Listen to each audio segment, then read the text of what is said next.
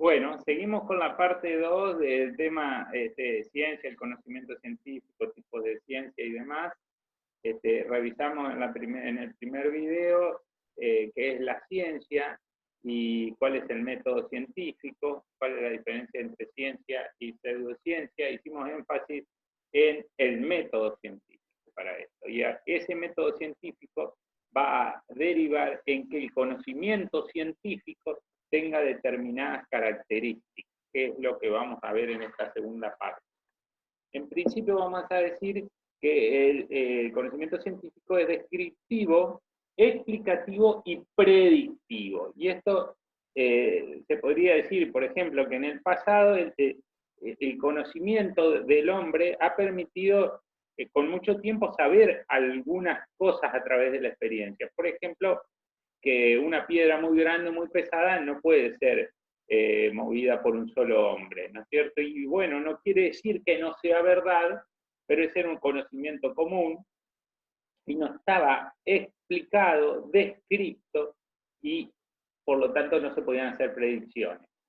Cuando eso, para transformarlo en un conocimiento científico, el conocimiento científico va a describir cómo es la piedra, las dimensiones de la piedra, cuánta fuerza puede hacer ese hombre y las características del suelo o en el medio en el que esté, va a explicar por qué, va a decir porque la máxima fuerza que puede hacer un hombre para mover son 100 kilos y la piedra pesa más de 100, o la piedra más el rozamiento ocurre A y B sumados son mayores que la fuerza que el hombre puede hacer, y va a ser predictivo porque inclusive va a poder predecir, pero dos hombres sí podrían moverla o un solo hombre podría moverla si la piedra fuera más chica, ¿cierto? El hecho de ser descriptivo, de poder dar las características del hecho, es lo que va a permitir explicarlo y poder predecir, ¿no es cierto? Que además decimos también que es crítico y analítico, ¿no? En realidad analizar es separar los elementos de una totalidad y estudiarla, y mientras que criticar es examinarla detenidamente, con argumentos racionales, eso es criticar, ¿no? Examinar detenidamente, minuciosamente, con argumentos racionales. El conocimiento científico explica entonces los fundamentos de sus afirmaciones por medio del análisis y de la interpretación de los hechos. Y también decimos que es metódico y sistemático, ¿no? El método se entiende por método al camino para llegar a una meta. En tal sentido, hablamos hace un ratito del método científico, ¿no es cierto? Que es una sucesión de pasos, de instancias que se cumplen, ¿no es cierto? Que se deben cumplir, por eso decimos que es metódico, ¿no? Y en el método científico se siguen unos procedimientos que responden a una estructura lógica previa, sobre conocimientos previos. Controlable. A diferencia del conocimiento común, en el cual uno puede decir que si acontece una cosa, determina la ocurrencia de otra, pero no lo tiene al resto de las condiciones controladas, eso hace que es difícil replicar después eso, ¿no es cierto? En el conocimiento común no establece parámetros que permitan verificar o refutar esas afirmaciones porque no tiene las condiciones controladas. Volviendo al ejemplo que ponía en alguna diapositiva anterior sobre que siempre que me duele la rodilla va a llover, ¿quién va a poder refutar eso si no está controlado? ¿Qué pasó en mi rodilla? Y qué le va a ocurrir a otro porque otra rodilla puede tener otra patología, ¿no es cierto? En cambio, en el conocimiento científico, las predicciones de lluvia se van a hacer probablemente sobre estadísticas de muchos años, sobre los elementos del clima, la presión atmosférica, los vientos, dónde están los centros de alta y de baja presión, y entonces va a controlar todos esos parámetros que intervienen y va a decir siempre que haya baja presión y el viento venga de tal lado, y el centro de alta presión está a tal distancia, y la temperatura del aire sea tal, y todas esas condiciones controladas va a llover. Y eso va a hacer que pueda ser controlable si ese conocimiento ocurre, si ese acontecimiento va a ocurrir, porque alguien va a poder replicar o en algún momento se van a dar naturalmente todas esas circunstancias y vamos a poder controlar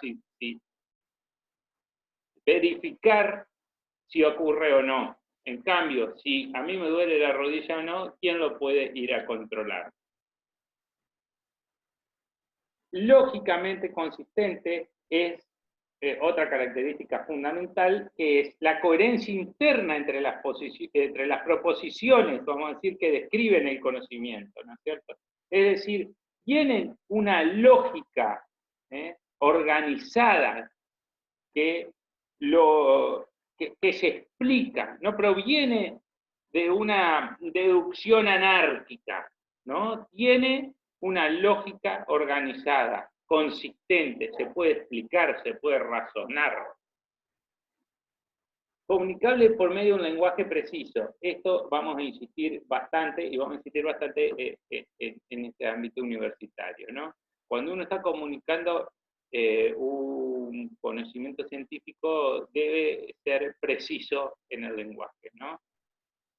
Capaz que uno en el conocimiento común puede decir a veces mucho, poco, lindo, feo, pero oscuro, claro, pero cuando hablamos ya de ciencia vamos a tener que definir el color, porque oscuro puede ser marrón oscuro, azul oscuro, verde oscuro, oscuro claro no alcanza solo. Entonces, ¿qué color es? ¿Es azul, marrón o verde oscuro? No es un color.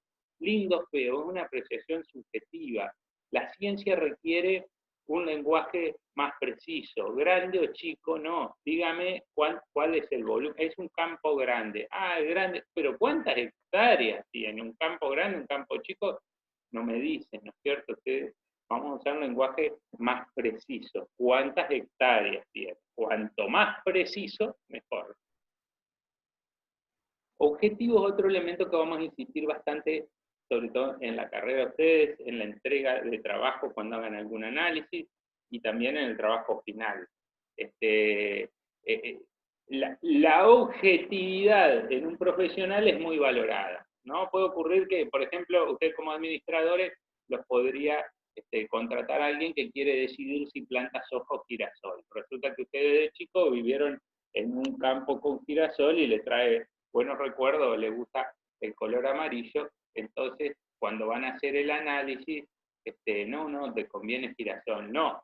Ustedes tienen que hacer un análisis objetivo, van a ir a ver cuánto le cuesta plantar uno, cuánto le cuesta plantar el otro, cuánto le rinde, a cuánto lo venden, cuáles son los riesgos asociados, cuáles son los impactos ambientales que pueden acontecer en uno o en otro, si llueve poco, si llueve mucho, cuáles van a ser los diferentes riesgos que él se tiene que enfrentar y demás, todo con un análisis objetivo. La objetividad es un valor muy importante que no está siempre en la altura que debería, sobre todo cuando hablamos de los medios de comunicación, y eso habrán visto que en los últimos años el análisis objetivo brilla bastante por su ausencia. Así que ustedes como profesionales esperemos que apliquen la objetividad como uno de los valores fundamentales, que es una de las características del conocimiento científico. Y por último, es provisorio, ¿no? Los conocimientos científicos han sido validados, son sólidos, son lo que se considera real en este momento, la verdad de esta actualidad, pero existe la posibilidad de que puedan ser superados, de que puedan ser mejorados. Es decir, lo que hoy se considera como verdad puede ser superado, por eso se dice que son provisorios, porque son refutables, es decir, puede aparecer nuevos elementos. Lo que se consideró verdad y ciencia en una época fue considerado anticuado o erróneo posteriormente. Acuérdense que la Tierra antes no se decía que era esférica, ¿no es cierto? Se decía que la tenían de 4 elefantes una tortuga y era como una media naranja, pero en ese momento se creía que era la verdad, ¿no es cierto? Después puede ser que en el futuro se descubran, tal vez no sobre la forma de la Tierra, pero sí sobre el resto del universo, cosas que hoy se consideran verdad y que no, y que se noten que estaban erróneas y que digan, mirá, qué burro lo que pensaban esto en el 2020, ¿cierto? Bueno, provisorio es una de las características del conocimiento científico, que justo por todas las otras características anteriores, que sea controlable y demás, lo hacen que puedan volver a replicarse en múltiples condiciones y poder ajustarse o mejorarse o superarse ese conocimiento. Bien, me tengo que apurar un poquito porque se nos acaba el tiempo, pero lo voy a decir. Ahora, la ciencia en general se divide según sus métodos de estudio, según el objeto de estudio y demás. Nosotros vamos a separar en una sola clasificación, que es en fácticas y formales. Y vamos a decir, las ciencias fácticas son aquellas cuyo objeto de estudio es de existencia real. La botánica, por ejemplo, estudia las plantas, y las plantas existen en realidad. La biología estudia los seres vivos que existen. Las ciencias sociales estudian sociedades y los seres humanos que existen. Esos son objetos de estudio de existencia real. La química también estudia los compuestos y los elementos que en realidad existen. El cloruro de sodio es la sal de mesa y la sal existe. En cambio, las ciencias formales son objetos que fueron de algún modo idealizados por el hombre o creados simbólicamente para representar algo por el hombre. Por ejemplo, las matemáticas. Si yo digo 3 tomates, los tomates existen y los 3 tomates existen, pero el 3 no existe. Existe, pero en la idea, no en el hecho. Porque es una creación del hombre. ¿Dónde está el 3?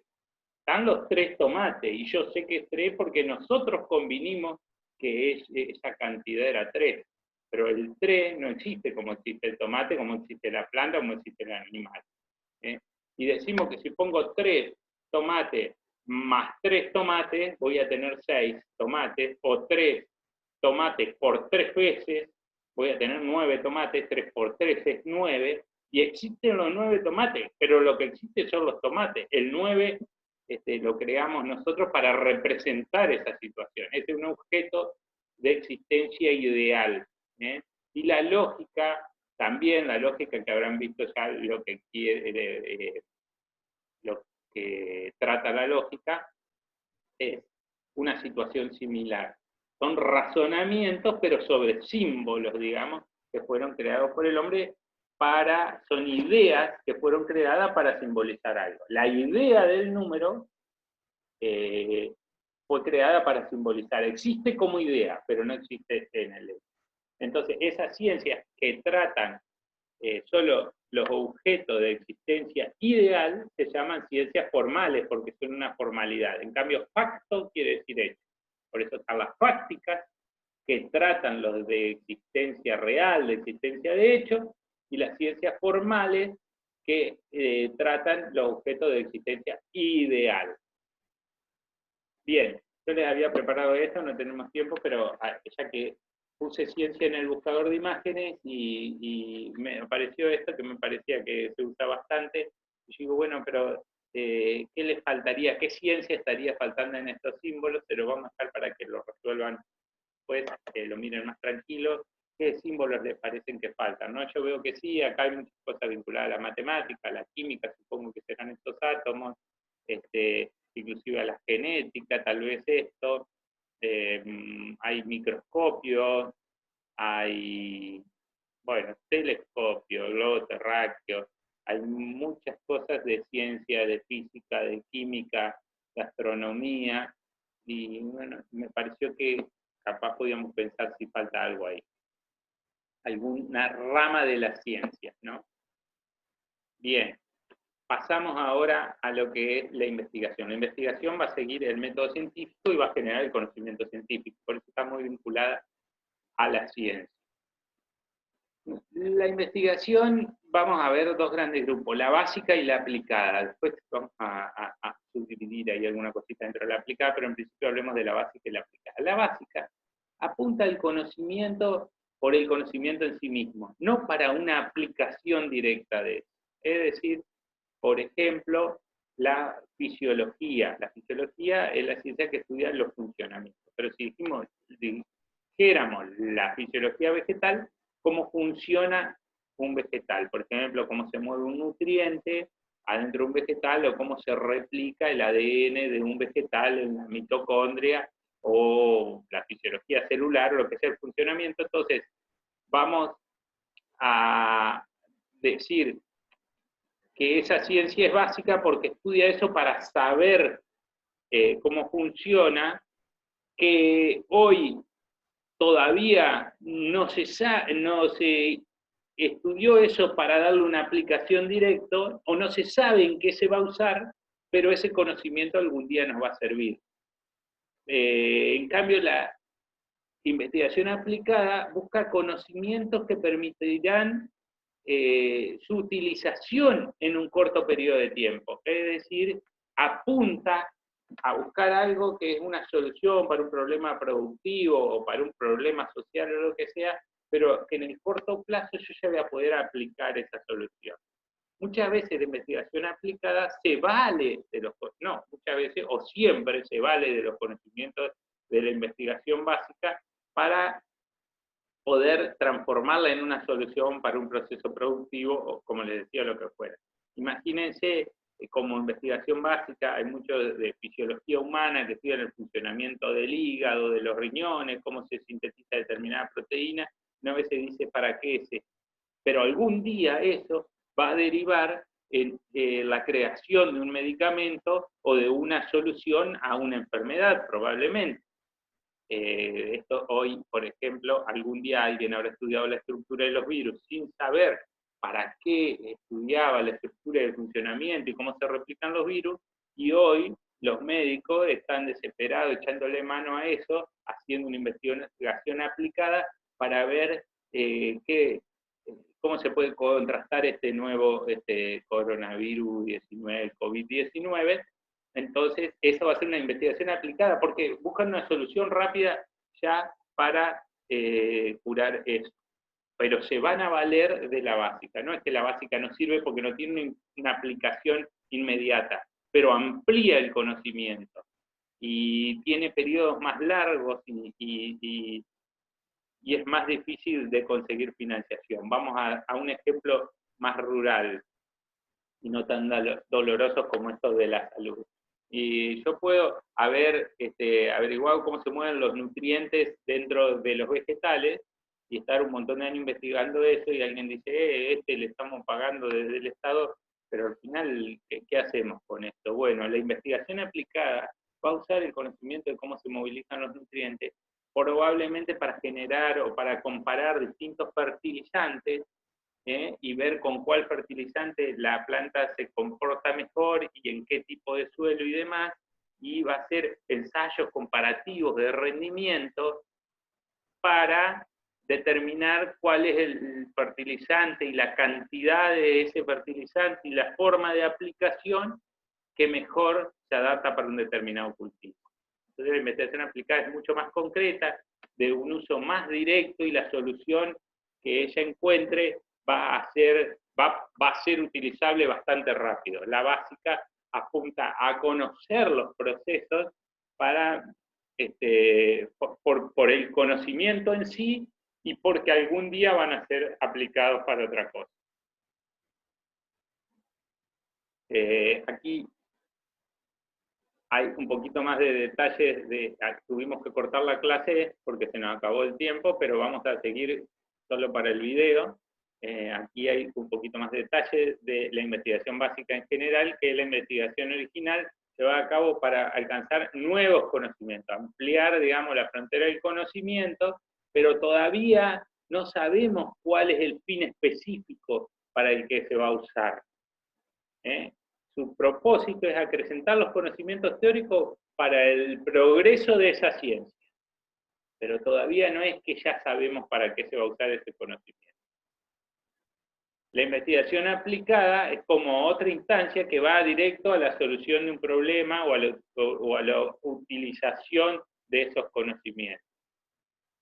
Y está ya está desde antes pensando qué solución a qué problema voy a dar con estos resultados de esta investigación.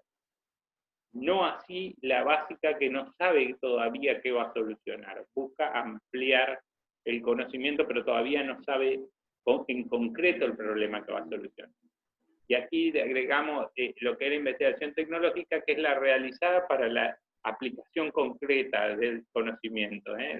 La separamos aparte también porque estamos en la Universidad Tecnológica. Dice que la investigación tecnológica es el uso del conocimiento científico para producir materiales, artefactos, productos, sistemas, servicios o mejoramientos de lo ya existente.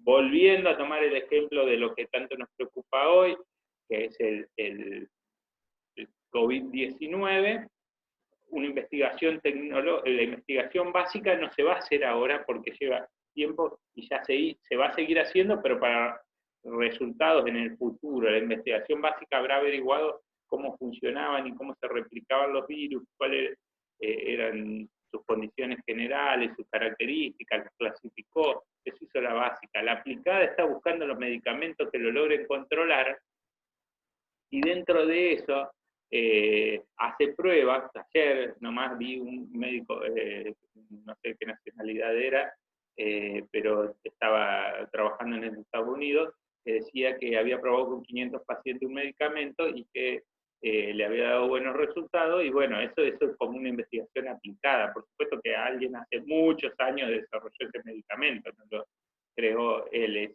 Él nada más hizo ahora una combinación de 3 medicamentos, hizo como una investigación aplicada y le había dado buenos resultados aparentemente. Ahora, ¿qué sería una investigación tecnológica? Es el uso de conocimientos que ya existen para producir materiales, artefactos, sistemas, lo que sea. Imaginemos una investigación tecnológica, un sistema que permita dispersar en el aire algo que controle el virus, que el virus no va a estar en el aire, pero que este sistema, por ejemplo, llegue a las manijas de las puertas o los cajeros automáticos de los bancos, que ahora hay un gran problema con los cajeros automáticos, que el sistema de ventilación lograra dispersar algo que llega a las pantallas de los cajeros para matar el virus ahí. Eso sería una cuestión de investigación tecnológica, ¿no? Desarrollar un sistema que con el uso de los otros conocimientos que ya preexisten permita una aplicación o mejorar, ¿no es cierto?, cosas que